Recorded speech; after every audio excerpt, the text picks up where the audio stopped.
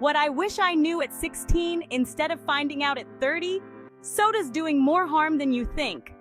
Soda, the fizzy favorite of many, is actually a dietitian's worst nightmare.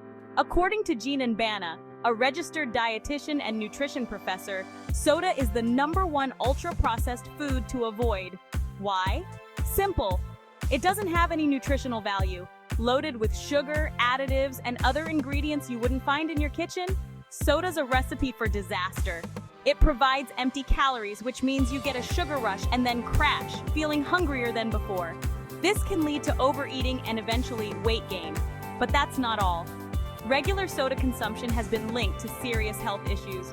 We're talking about type 2 diabetes, heart disease, and even dementia. Scary, right? So what's the alternative? Bana suggests swapping soda for healthier options like various teas, water, still or sparkling, and even moderate coffee. Your body will thank you. So next time you're thirsty, ditch the soda and grab something that actually benefits your health. Remember, making small changes can lead to big results. Click the link for more information on tips for cutting your soda intake. Stay healthy, stay happy.